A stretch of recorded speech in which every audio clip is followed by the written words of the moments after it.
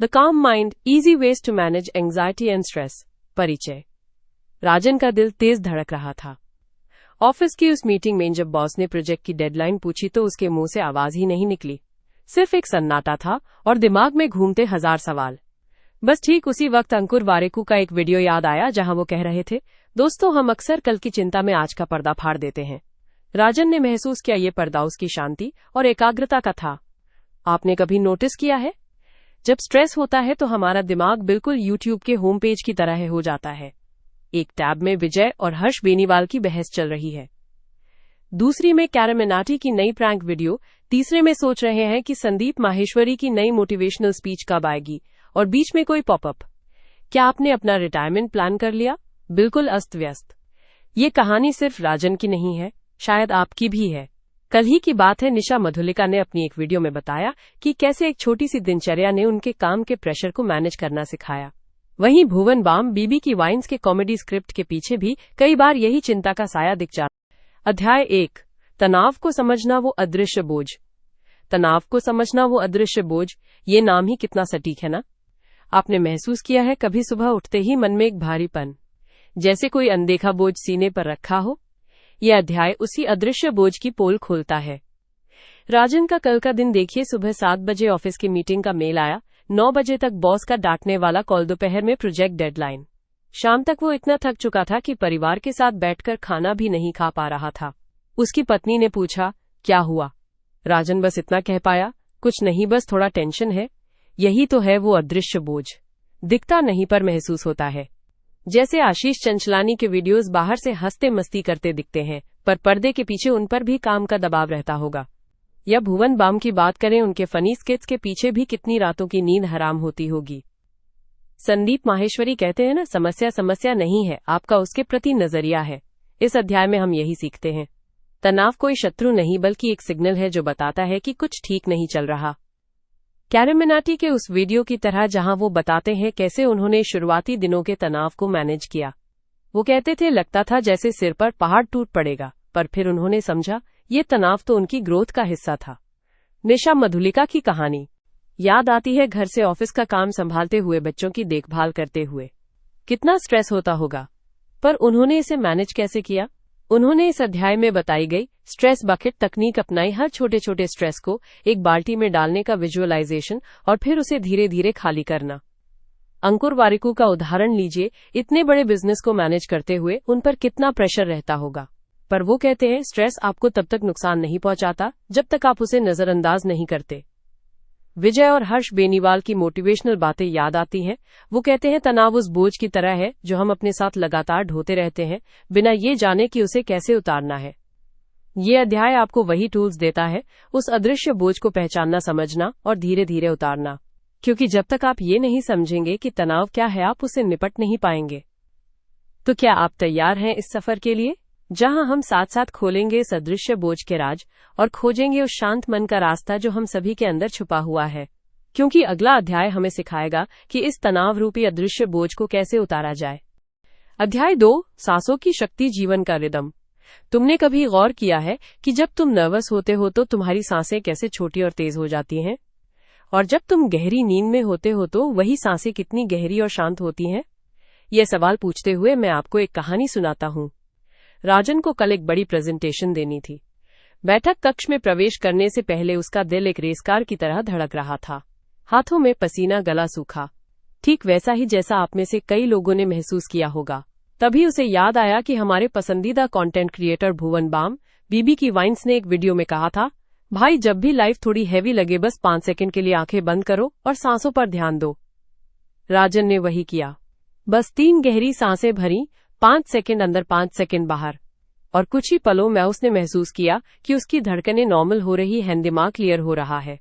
Presentation शुरू हुई तो वो इतना कॉन्फिडेंट था कि सब हैरान रह गए। यही है सांसों की जादुई शक्ति। जैसे संदीप माहेश्वरी कहते हैं, सांस लेना याद रखो, क्योंकि जब आप भूल जाते हैं कि सांस लेना कितना आसान है तो जीवन की सबसे मुश्किल चीजें आपको मुश्किल लगने लगती हैं। आशीष चंचलानी के फनी वीडियोस की तरह सांस लेने का तरीका भी आपका मूड पल भर में बदल सकता है। जब आप स्ट्रेस में होते हैं तो आपकी सांसें छाती तक सीमित रह जाती हैं, लेकिन जब आप डायफ्राम से गहरी सांस लेते हैं तो ये आपके नर्वस सिस्टम को एक सिग्नल भेजती है, घबराने की जरूरत नहीं है, सब कुछ ठीक है। Carrom Minati high energy videos shoot करते समय भी वो इसी तकनीक का इस्तेमाल करते हैं। एक बार उन्होंने बताया था, लगातार क्रिएटिविटी की प्रेशर में ब्रीथिंग एक्सरसाइज ही है जो मुझे ग्राउंडेड रखती है। विजय और हर्ष बेनीवाल ने अपने ऑफिस में एक दिलचस्प प्रयोग किया। हर मीटिंग से पहले सभी टीम मेंबर्स 2 मिनट के लिए साथ में गहरी सांस लेते हैं। परिणाम, क्रिएटिव आइडियाज और बेहतर टीम वर्क। निशा मधुलिका ने अपने एक वीडियो में साझा किया कि कैसे बिजी शेड्यूल के बीच बॉक्स ब्रीदिंग 4-4-4-4 के पैटर्न में सांस लेना उन्हें फोकस्ड रखती है। आपके लिए प्रैक्टिकल टिप्स। 4-7-8 तकनीक। 4 सेकंड सांस भरें, 7 सेकंड रोकें, 8 सेकंड में छोड़ें। यह स्ट्रेस को पल भर में दूर भगाती है। बेली ब्रीदिंग, एक हाथ छाती पर एक हाथ पेट पर रखें। सांस लेते हुए पेट को फुलाएं। यह नेचुरल ब्रीदिंग है जो हम बचपन में करते थे। माइंडफुल ब्रीदिंग, बस सांसों के आवागमन पर ध्यान दें। जब मन भटके कोई बात नहीं, वापस सांसों पर लाएं। ये अध्याय आपको याद दिलाता है कि आपके पास हमेशा एक पावरफुल टूल है, आपकी सांस। इसे नियंत्रित करना सीखें और आप पाएंगे कि चिंता और तनाव स्वतः ही आपसे दूर होने लगते हैं, क्योंकि जीवन का सबसे सुंदर रिदम आपकी सांसों में ही छुपा है। अध्याय 3, वर्तमान में जीने की कला। यार राजन, कल ऑफिस में प्रेजेंटेशन कैसा जाएगा? पिछली बार तो बॉस ने इतना डांटा था।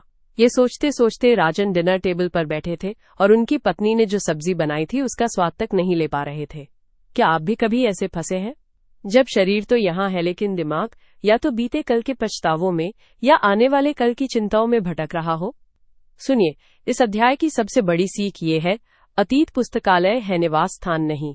भविष्य योजना पत्र है, चिंता का विषय नहीं। आपने भुवन बाम, बीबी की वाइन्स को देखा है? उनके वीडियोस की खासियत क्या है? वो हर मजाक, हर एक्सप्रेशन, हर रिएक्शन को उसी पल जीते हैं। अगर वो शूटिंग के दौरान ये सोचते रहते कि पिछला वीडियो वायरल नहीं हुआ या अगला वीडियो कितने व्यूज लाएगा, तो क्या वो इतने ऑथेंटिक और फनी हो पाते? कभी नहीं। हमारा दिमाग एक बंदर की तरह है जो पेड़ से पेड़ पर कूदता रहता है, एक पल अतीत के पेड़ पर, अगले पल भविष्य के पेड़ पर। वर्तमान में जीने की कला इस बंदर को वर्तमान की टहनी पर बिठाने का नाम है। असली जीवन का उदाहरण लेते हैं। आशीष चंचलानी की कल्पना करो, वो जब कोई नया बिजनेस आइडिया लॉन्च करते हैं तो अगर वो सिर्फ अपने पिछले फेल हुए स्टार्टअप्स के बारे में सोचते रहें या फ्यूचर में होने वाले लॉस की चिंता करें, या जो कर रहे हैं उसे पूरी एनर्जी के साथ कर पाएंगे? नहीं। सक्सेस का मंत्र यही है, अब और यहां पर फोकस। इस अध्याय में एक बेहतरीन एक्सरसाइज है जिसे आप अभी से शुरू कर सकते हैं। इस सेंस अवेयरनेस एक्सरसाइज कहते हैं। चलिए अभी करके देखते हैं। जहां भी है रुकिए, आंखें बंद करिए। अभी आपको आसपास से कौन सी 3 आवाजें सुनाई दे रही हैं? पंखे की आवाज, बच्चों की हंसी, गाड़ियों का शोर? बस उन्हें सुनिए, उन पर जजमेंट मत दीजिए। अब अपने शरीर पर ध्यान दीजिए कि आपके पैर जमीन को छू रहे हैं। कुर्सी का सपोर्ट महसूस करिए।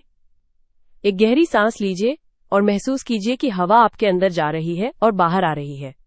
बस आपने 30 सेकंड के लिए अपने दिमाग को वर्तमान में वापस ला दिया। यही तो है माइंडफुलनेस। संदीप माहेश्वरी अक्सर कहते हैं, जब आप सुबह चाय पी रहे होते हो तो बस चाय पियो, अपनी प्रॉब्लम्स नहीं। ये कोई पॉजिटिव थिंकिंग का मंत्र नहीं बल्कि प्रैक्टिकल साइकोलॉजी है। जब आप वर्तमान में होते हैं तो आपकी एनर्जी बर्बाद नहीं होती, आपका फोकस बढ़ता है, एंग्जाइटी अपने आप कम होने लगती है। कभी कभी हम सोचते हैं कि वर्तमान में जीना मतलब भविष्य की प्लानिंग छोड़ देना। बिल्कुल नहीं। निशा मधुलिका ने अपना बिजनेस कैसे बनाया? उन्होंने एक लक्ष्य जरूर सेट किया, लेकिन उस लक्ष्य तक पहुंचने के लिए जो रोज का एक एक कदम था उस पर पूरा ध्यान दिया। वो आज का काम आज पूरी मेहनत से करती थी, न कि सिर्फ सपने देखती रहती थी कि कल क्या होगा। तो अगली बार जब आप कैरम मिनाटी का वीडियो देखें और हंसे तो गौर कीजिएगा, आपका दिमाग बिल्कुल उसी पल में होगा। वही आनंद, वही शांति आपको अपने रोजमर्रा के छोटे छोटे पलों में भी मिल सकती है। चाहे वो दोस्त विजय और हर्ष बेनीवाल के साथ बिताया गए कोई मजेदार पल हो या अंकुर वारिकू की किसी टेक रिव्यू को ध्यान से सुनने का क्षण। याद रखिए, जिंदगी एक जर्नी है और इस जर्नी के हर पल को जीना सीखिए। अगले अध्याय में हम बात करेंगे स्ट्रेस के दानव को कैसे काबू करें, लेकिन उससे पहले एक काम कीजिए, अभी इसी वक्त एक लंबी सांस लीजिए और खुद से कहिए, इस पल में सब ठीक है। अध्याय 4, नकारात्मक विचारों का तूफान, मन की आंधी को रोकना।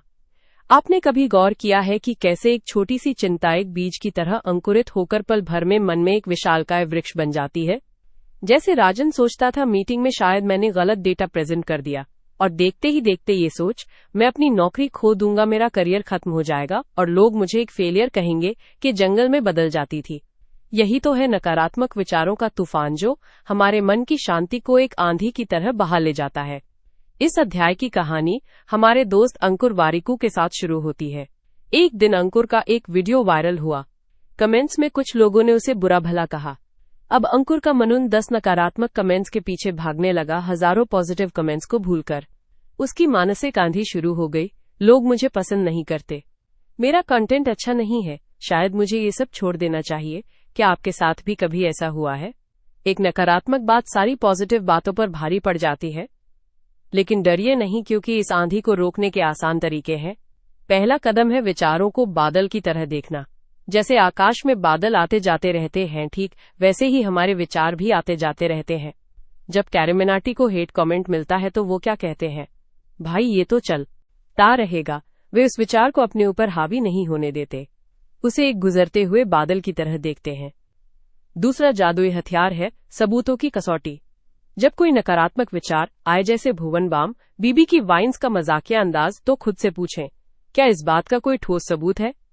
जब आशीष चंचलानी ने अपना पहला बिजनेस शुरू किया और उन्हें लगा कि ये फेल हो जाएगा, तो उन्होंने खुद से यही सवाल पूछा, क्या वाकई में ऐसा होने वाला था, या ये सिर्फ मन का एक डर था? सबूतों की कसौटी पर कसने से ज्यादातर नकारात्मक विचार खुद ब खुद गायब हो जाते हैं। तीसरी शक्तिशाली तकनीक है कृतज्ञता का लेंस। निशा मधुलिका अक्सर अपने वीडियोज में इसकी बात करती हैं। जब नकारात्मकता का तूफान उठे तो उन 3 चीजों की लिस्ट बनाएं जिनके लिए आप आभारी हैं, चाहे वो छोटी ही क्यों न हो। जैसे विजय और हर्ष बेनीवाल जब उनके बिजनेस में मुश्किल दिन आते हैं तो वे इस बात के लिए आभार जताते हैं कि उनके पास काम करने के लिए एक टीम है, सीखने का मौका है और एक सपना है। ये लेंस नकारात्मकता के घने कोहरे को चीर देता है। और अंत में हमारे पास है करुणा की आवाज। हम अक्सर दूसरों के प्रति तो दयालु होते हैं, लेकिन खुद के प्रति सबसे कठोर क्रिटिक्स बन जाते हैं। संदीप माहेश्वरी का कहना है, जब कोई गलती हो तो खुद से कहिए, ठीक है ये गलती हो गई, चलो इसे सुधारते हैं और आगे बढ़ते हैं। ये अध्याय हमें यही सिखाता है कि नकारात्मक विचारों का तूफान एक भ्रम है, एक ऐसी आंधी है जिसे हम खुद पनपने देते हैं। लेकिन अब इन आसान तरीकों से आप अपने मन के मौसम को स्वयं नियंत्रित कर सकते हैं। ये अध्याय इसलिए भी बेहद प्रासंगिक है क्योंकि आज के सोशल मीडिया और तेज रफ्तार जीवन में नकारात्मकता के बीज हर तरफ बिखरे पड़े हैं। इन्हें उगने से रोकना हमारे हाथ में है। तो अगली बार जब आपके मन में आंधी उठे तो याद रखिए, आप मात्र एक दर्शक नहीं बल्कि उस मौसम के विशेषज्ञ हैं। बादलों को गुजर जाने दीजिए, सबूतों की कसौटी पर कसिए, कृतज्ञता का चश्मा लगाइए और खुद से एक दोस्त की तरह बात कीजिए। यही वो रास्ता है जो द काम माइंड की ओर ले जाता है। अध्याय 5, शरीर और मन का रिश्ता, तनावग्रस्त मांसपेशियों की कहानी। कभी सोचा है आपने, जब दिमाग में तनाव होता है तो शरीर क्यों दर्द करने लगता है? ये कोई काल्पनिक बात नहीं है, ये तो वो कहानी है जो आपकी मांसपेशियां बिना बोले ही सुना रही है। मान लीजिए राजन सुबह उठता है और उसकी गर्दन अकड़ी हुई है। वो सोचता है सोते वक्त कुछ गलत पोजीशन में सो गया हूंगा। लेकिन सच्चाई ये है कि कल ऑफिस में बॉस ने जो डेडलाइन दी थी, उसकी चिंता में राजन रात भर अपने जबड़े और कंधों की मांसपेशियों को अनजाने में कसता रहा। ये है माइंड बॉडी कनेक्शन का सबसे साधारण मगर गहरा उदाहरण। अब थोड़ा मशहूर लोगों की ओर चलते हैं। आपने कैरिमिनाटी के वीडियो देखे होंगे, एक जोश, एक एनर्जी। लेकिन क्या आप जानते हैं कि लगातार क्रिएटिविटी का प्रेशर और ट्रॉल्स का सामना करना उनकी पीठ और सिर में दर्द का कारण बनता है? या भुवन बम बीबी की वाइन्स का केस ले लीजिए। उनके फनी स्क्रिप्ट के पीछे की मेहनत और लगातार शूटिंग का स्ट्रेस अक्सर उनकी टांगों और कंधों की मांसपेशियों में जमा हो जाता है। वो खुद एक इंटरव्यू में कह चुके हैं, भाई कभी कभी इतना काम होता है कि शरीर का हर जोड़ चू चू करता है। यहाँ समझने वाली बात यह है कि तनाव सिर्फ दिमाग में नहीं रहता, वो एक शारीरिक घटना है। जब आपको चिंता होती है तो आपका शरीर फाइट या फ्लाइट मोड में है। ये प्राचीन काल से चला आ रहा हमारे शरीर का एक सुरक्षा तंत्र है। उस जमाने में खतरा कोई जंगली जानवर होता था, आज वो खतरा है आशीष चंचलानी की बिजनेस डील फेल होने का डर, निशा मधुलिका का अगला ब्लॉग पोस्ट हिट होगा या नहीं, या संदीप माहेश्वरी के सेमिनार में हजारों लोगों के सामने बोलने का प्रेशर।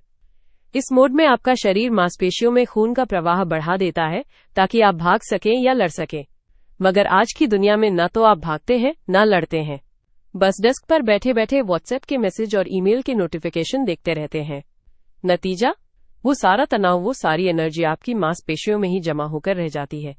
ये ऐसे ही है जैसे आप कार का एक्सेलरेटर दबाए बैठे हैं मगर हैंड ब्रेक लगा रहने दें। इंजन गर्म होकर खराब हो जाएगा, है ना? असली मजा तो तब आता है जब ये शारीरिक तनाव वापस आपके मानसिक तनाव को बढ़ा देता है। एक साइकिल चलता है, दिमाग का तनाव, मांसपेशियों का तनाव, दर्द और बेचैनी और ज्यादा मानसिक तनाव। इसे तोड़िए। कैसे तोड़ेंगे इस चक्र को? इस अध्याय का सबसे सुनहरा सबक यही है। विजय और हर्ष बेनीवाल की जोड़ी का उदाहरण लीजिए। अपने शो और व्यवसाय के चक्कर में उनका शेड्यूल बेतहाशा व्यस्त रहता है। उन्होंने इसका समाधान क्या निकाला? थोड़ा थोड़ा करके, बस दिन में 5-10 मिनट। जब भी वो महसूस करते हैं कि शरीर में खिंचाव आ रहा है, वो रुकते हैं और गहरी सांसें लेते हैं, अपनी मांसपेशियों पर ध्यान देते हैं। आप भी ये आसान स्टेप्स आजमा सकते हैं। शरीर को सुनने की आदत डालें। दिन में 3-4 बार खुद से पूछें, कहीं जबड़ा तो नहीं भींचा हुआ है? कंधे कानों से नहीं लग रहे हैं? सिर्फ इस जागरूकता से ही आप 50% तनाव कम कर लेंगे। स्ट्रेचिंग है जरूरी। अंकुर वारिकू अक्सर कहते हैं, घंटों बैठे रहना एक तरह का धूम्रपान है। हर एक घंटे में उठिए, अपने हाथों को ऊपर उठाइए, कंधों को घुमाइए। ये छोटे छोटे ब्रेक बड़े बदलाव लाते हैं। गहरी सांस लेना सीखें। जब भी तनाव महसूस हो, बस 3 लंबी लंबी सांसें लें और छोड़ें।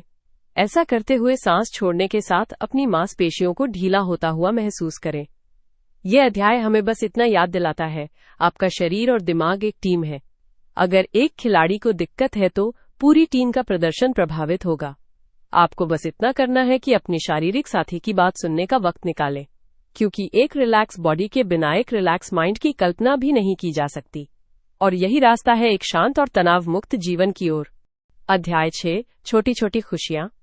यह अध्याय हमें बताता है कि खुशी कोई बड़ा लक्ष्य नहीं, बल्कि रोज के छोटे छोटे पलों में छुपी होती है। जैसे अंकुर वारिकू के वीडियोस में कोई बड़ी स्टोरी नहीं होती, बस एक साधारण चीज को भी मजेदार बना देने का हुनर होता है, वैसे ही हमारी जिंदगी भी हो सकती है। सोचिए, राजन ऑफिस से थका हुआ घर लौटा। उसका दिमाग अगले दिन की मीटिंग्स और टारगेट्स के बारे में सोच सोचकर परेशान था। तभी उसकी नजर बालकनी में खिले नए गुलाब पर पड़ी। उसने महसूस किया कि कितने दिनों से वो इस फूल को देख तक नहीं पाया था। बस उस एक पल ने उसकी थकान हल्की कर दी। यही है छोटी खुशी का जादू। अब आप सोच रहे होंगे, पर यह तनाव से कैसे जुड़ा? सीधी सी बात है दोस्तों, जब हम सिर्फ बड़ी उपलब्धियों के पीछे भागते हैं, प्रमोशन, नई कार, बड़ा घर, तो बीच का सफर तनाव से भर जाता है।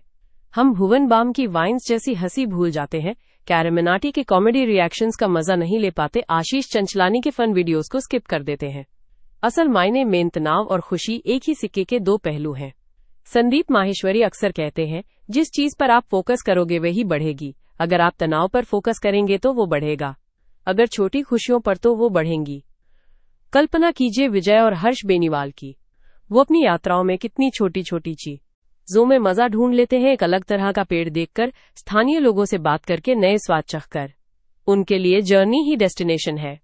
इस अध्याय में एक बहुत जरूरी एक्सरसाइज है, निशा मधुलिका के किचन हैक्स की तरह आसान।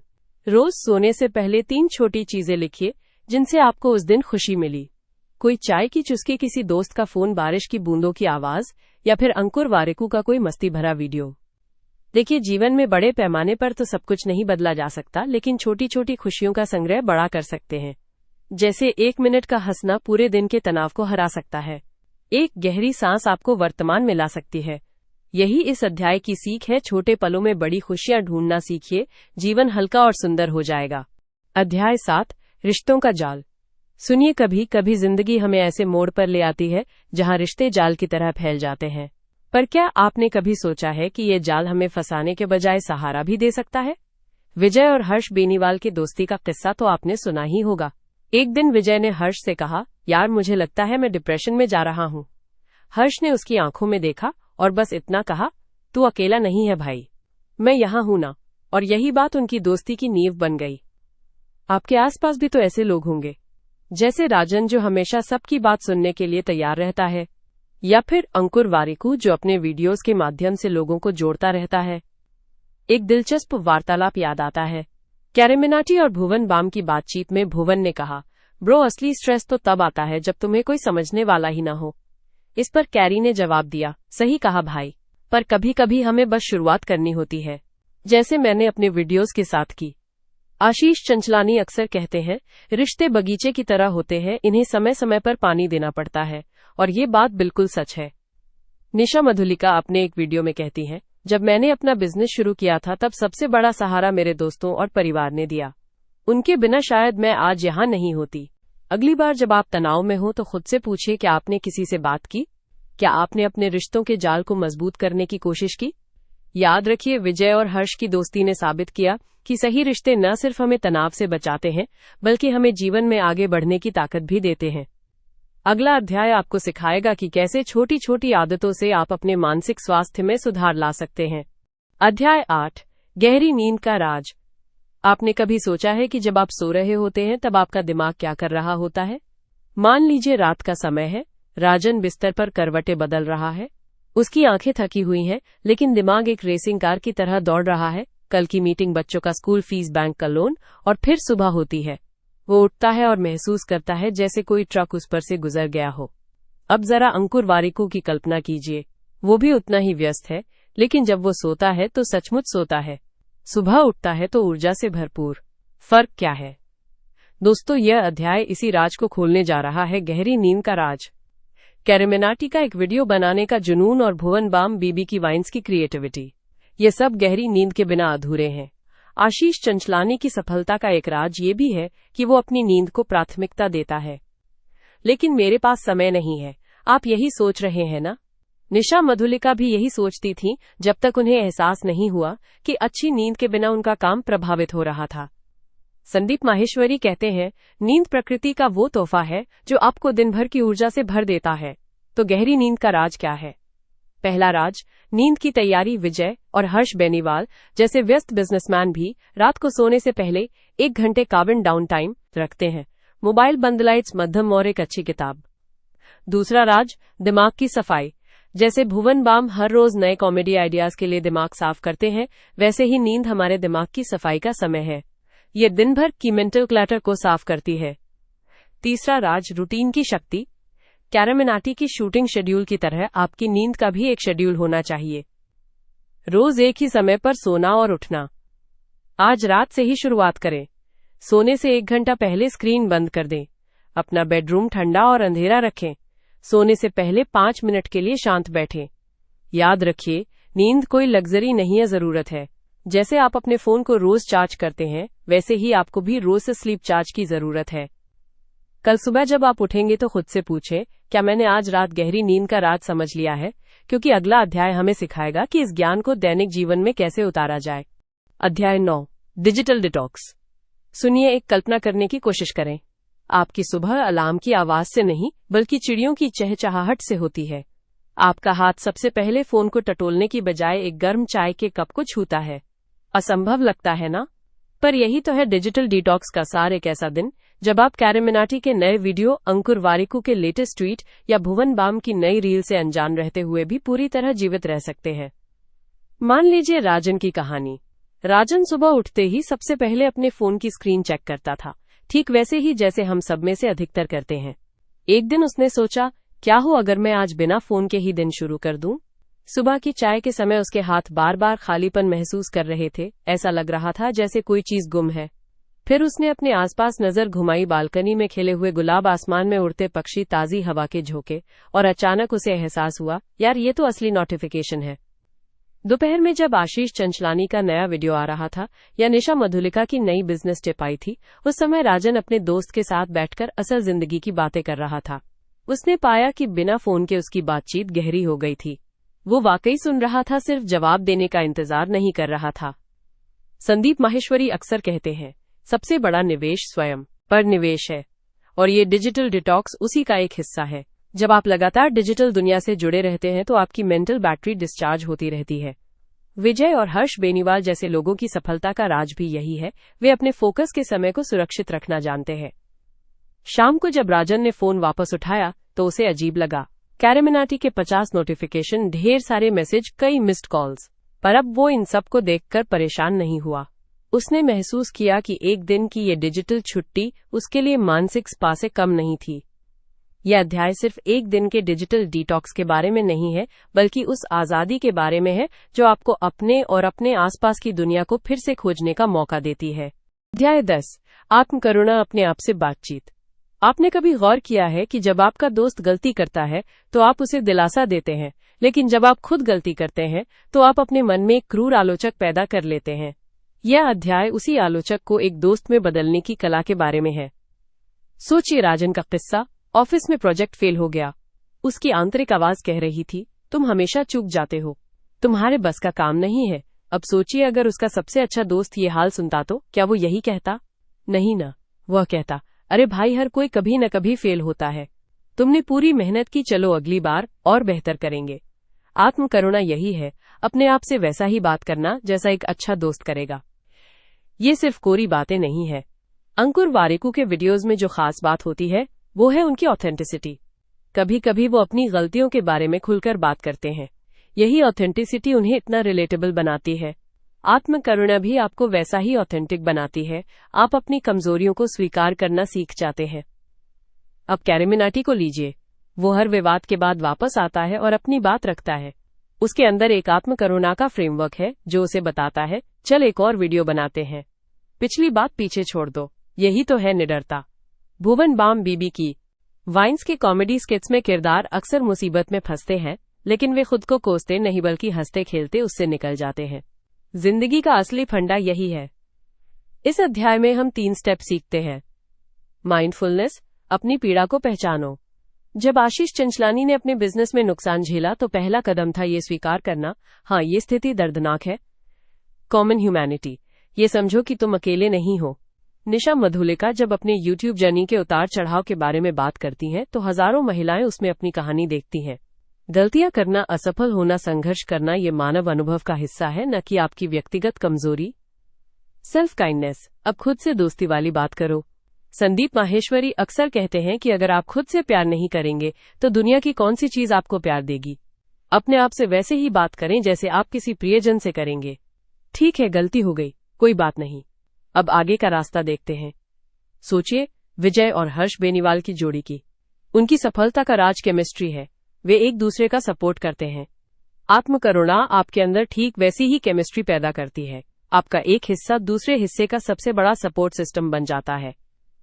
तो अगली बार जब आपका दिमाग आपको नीचा दिखाने लग तो एक पल रुकिए, गहरी सांस लीजिए और अपने आप से वही बात कहिए जो आप राजन से कहते, वही बात जो निशा अपने व्यूअर्स से कहती है, वही बात जो संदीप माहेश्वरी आपको सिखाते हैं। क्योंकि जिस दिन आप अपने सबसे बड़े आलोचक से अपने सबसे बड़े चाहने वाले बन जाओगे, उस दिन चिंता और तनाव की जड़ें हिल जाएंगी। आपके पास एक ऐसा साथी होगा जो हर पल आपके साथ है, आप खुद। और यही सफल और शांत जीवन की सबसे बड़ी कुंजी है। अध्याय 11 लचीलापन। दोस्तों, कल्पना कीजिए एक ऐसा प्लेन जो अपने गंतव्य से 1000 किलोमीटर दूर उड़ रहा है। अगर वो अपनी राह में हर घंटे महज 2 डिग्री का सुधार करे तो क्या होगा? कुछ ही घंटों में वो बिल्कुल सही जगह पर पहुंच जाएगा। यही है लचीलेपन का जादू, छोटे छोटे समायोजनों से बड़ी सफलता पाना। आपको पूरी तरह से सही होने की जरूरत नहीं है, संदीप माहेश्वरी कहते हैं, बस दिशा सही रखिए और चलते रहिए। सुनते हैं राजन की कहानी। उसने अपना ऑनलाइन बिजनेस शुरू किया, लेकिन पहले महीने में महज 5 ऑर्डर आए। कमजोर दिल वाला होता तो हार मान लेता, लेकिन राजन ने हर ग्राहक से फीडबैक लिया, अपनी वेबसाइट में बदलाव किए और 3 महीने बाद उसके ऑर्डर 500 प्रति माह हो गए। यही है लचीलापन। अंकुर वारिकू के बारे में सोचिए। उन्होंने कभी नहीं सोचा होगा कि एक छोटा सा वीडियो बनाने का शौक उन्हें देश के सबसे लोकप्रिय क्रिएटर्स में से एक बना देगा। जब एक कंटेंट स्टाइल काम नहीं करती तो वो तुरंत दूसरी ट्राई करते हैं। यही लचीलापन है। कैरिमिनाटी का उदाहरण लीजिए। उनके शुरुआती वीडियोस को कम व्यूज मिले, लेकिन उन्होंने हार नहीं मानी। वो लगातार अपने कंटेंट को ऑडियंस के अनुसार ढालते रहे। आज वो यूट्यूब के सबसे सफल क्रिएटर्स में है। भुवन बाम बीबी की वाइन्स की बात करें तो उन्होंने कॉमेडी के अपने यूनिक स्टाइल को कभी नहीं बदला, लेकिन डिलीवरी को लगातार इंप्रूव किया। यही लचीलापन है, कोर विजन को बनाए रखते हुए अपनी रणनीति को एडजस्ट करना। आशीष चंचलानी और निशा मधुलिका दोनों ने ही अपने करियर में कई मोड़ देखे। जब एक रास्ता बंद हुआ तो उन्होंने दूसरा रास्ता ढूंढा। उन्होंने रुकने के बजाय री इन्वेंट किया। संदीप माहेश्वरी कहते हैं, लचीलापन सिर्फ झुकना नहीं है, बल्कि झुककर फिर से उठने की क्षमता है। जैसे बांस के पेड़ तूफान में झुक जाते हैं लेकिन टूटते नहीं। विजय और हर्ष बेनीवाल की सफलता की कहानी भी यही सिखाती है। उन्होंने कई बार असफलता देखी, लेकिन हर बार नए तरीके से कोशिश की। उन्होंने समस्याओं को रोड़ा नहीं बल्कि सीढ़ी बनाया। तनाव और चिंता के इस दौर में लचीलापन ही हमारी सबसे बड़ी ताकत है। जब लाइफ आपको नींबू दे तो नींबू पानी बनाना सीखिए। जब रास्ता बंद हो तो नया रास्ता बनाना सीखिए। याद रखिए, सागर की लहरें कभी एक जैसी नहीं होती, लेकिन सागर हमेशा सागर ही रहता है। आपके अंदर का लचीलापन ही आपको हर तूफान से बचा सकता है। अगला और आखिरी अध्याय आपको सिखाएगा कि कैसे इन सभी सबक को एक साथ जोड़कर एक शांत और सफल जीवन जिया जाए, क्योंकि अंत सदैव एक नई शुरुआत का संकेत होता है। अध्याय 12, शांत मन का रास्ता, दैनिक अभ्यास की पुड़िया। सुनिए, एक सच्चाई बताता हूँ। आपकी मानसिक शांति की यात्रा एक बड़े भव्य आयोजन की तरह नहीं, बल्कि रोज की छोटी छोटी पुड़िया खोलने जैसी है। जैसे अंकुर वारिकू रोज एक नया बिजनेस आइडिया ट्राई करते हैं या कैरिमिनाटी रोज एक नया वीडियो कॉन्सेप्ट बनाते हैं, वैसे ही आपको भी अपने मन की शांति के लिए रोज एक छोटी सी पुड़िया खोलनी है। मान लीजिए राजन सुबह सुबह ऑफिस जाने की जद्दोजहद में है। ट्रैफिक बॉस का प्रेशर टारगेट। उनका दिमाग 100 किलोमीटर प्रति घंटा की रफ्तार से दौड़ रहा है। अचानक उन्हें याद आता है इस अध्याय में पढ़ी एक बात, 3 मिनट की सांसों वाली पुड़िया। वो कार में बैठे बैठे आंखें बंद करते हैं और सिर्फ 3 लंबी गहरी सांसें लेते हैं। बस यही एक दैनिक अभ्यास की पुड़िया थी। और क्या असर हुआ? दौड़ता दिमाग थोड़ा सा रुका, हृदय की गति थोड़ी धीमी हुई और बाकी का सफर उतना भयानक नहीं लगा। ये पुड़िया क्या है? ये कोई जटिल योगासन नहीं, न ही घंटों की ध्यान साधना है। ये तो वो छोटे छोटे टूल्स हैं जिन्हें आप दिन में कहीं भी कभी भी इस्तेमाल कर सकते हैं। जैसे भुवन बाम बीबी की वाइन्स अपने कॉमेडी स्किट्स में एक ही सिचुएशन को इतने अलग अंदाज में पेश करते हैं कि वो हंसी बन जाती है, वैसे ही आप भी अपने तनाव को देखने का अपना अंदाज बदल सकते हैं। जब कोई प्रेशर महसूस हो तो खुद से पूछे, अगर आशीष चंचलानी इस सिचुएशन में होते तो क्या वो इसे इतना सीरियसली लेते? शायद नहीं। ये एक माइंडसेट शिफ्ट की पुड़िया है। फिर है कृतज्ञता की पुड़िया। सोने से पहले सिर्फ 2 मिनट उन 3 चीजों के बारे में सोचें जिनके लिए आप आज आभारी हैं। निशा मधुलिका जैसे कि अपने दर्शकों की एक छोटी सी कमेंट के लिए थैंकफुल रहती हैं, वैसे ही आप भी अपने दिन की छोटी छोटी खुशियों को याद करें। चाय की वो प्याली, किसी का थैंक यू बोलना या बस एक अच्छी नींद। ये अभ्यास आपके दिमाग को नेगेटिविटी से हटाकर पॉजिटिविटी की तरफ मोड़ देता है। और हाँ, शारीरिक गतिविधि की पुड़िया। संदीप माहेश्वरी अक्सर कहते हैं कि शारीरिक ऊर्जा ही मानसिक ऊर्जा बनती है। आपको जिम जाकर घंटों पसीना बहाने की जरूरत नहीं, बस 5 मिनट की स्ट्रेचिंग या विजय और हर्ष बेनीवाल की तरह थोड़ी सी डांस मूव्स।